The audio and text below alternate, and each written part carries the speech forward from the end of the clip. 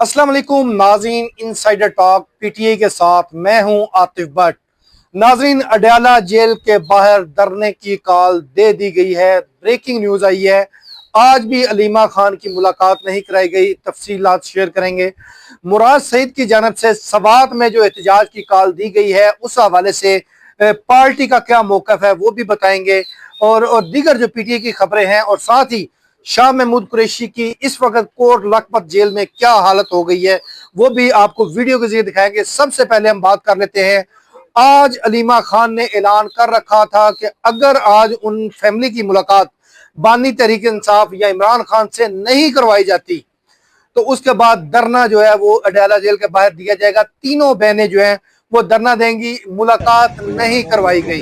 अलीमा खान और उनकी जो दोनों बहनें हैं, इमरान खान की तीनों बहनें, वो अडयाला जेल के बाहर पहुंची हुई थी। सलमान अकरम राजा, बैरिस्टर गोहर और chief organiser Punjab Alia Hamza, barrister Ali Zafar और वकला तो पहुंचे हुए थे।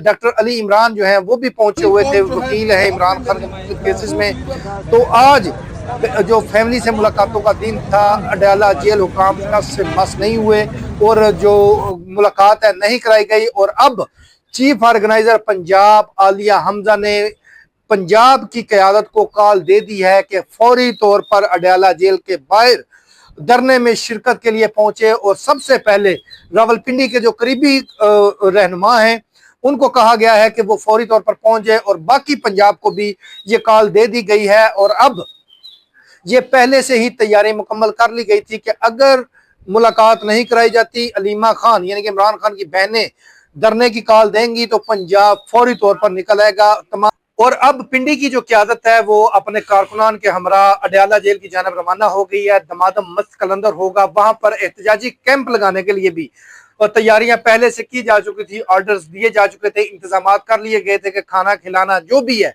अगर कोई ऐसा इकदाम होता है तो उसके लिए पेश की तैयारियां मुकम्मल थी पंजाब की क्यादत की जानब से। अब मरकजी क्यादत जो है वो हिला बहाना करती भी है तो क्या करेगी कि क्या वो इमरान खान की जो बहनों की दी हुई कॉल है क्या वो उस पर बाहर नहीं आएगी। क्योंकि अभी तक जितने भी मामला होते हैं तो ये मामला डाल देते हैं जी पॉलिटिकल कमेटी, और कोर कमेटी ने अभी फैसला नहीं किया।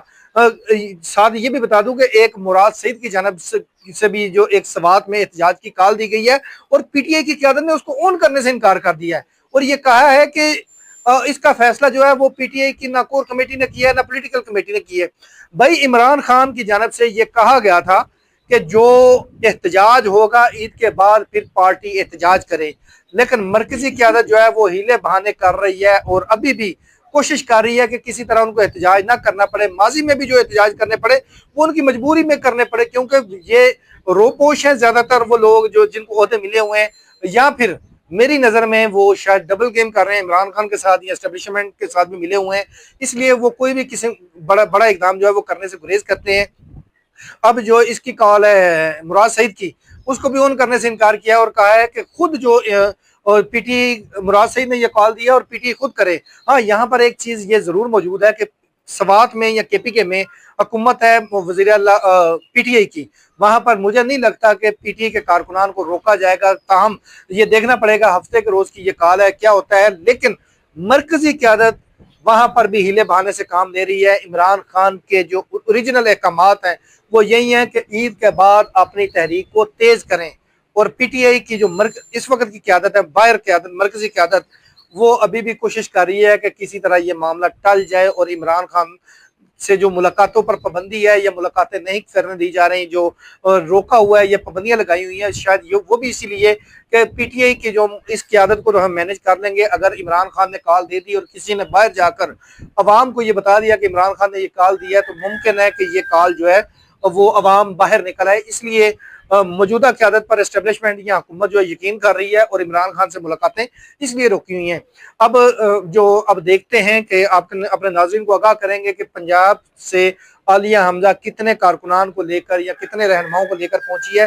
तो हम आलिया हमजा ने ये कॉल दी है एमपीएस को भी, एमएनएस को भी और पंजाब के सेनेटर्स को भी, और साथ में कहा है कि वर्कर्स को लेकर अडयाला जेल के बाहर पहुंचे और जो इमरान खान की बहनें हैं उनके साथ खड़े होने, साथ नहीं छोड़ना। ये थी ताज़ा तरीन जो आपसे शेयर की है। अब बात कर लेते हैं शाह महमूद कुरैशी।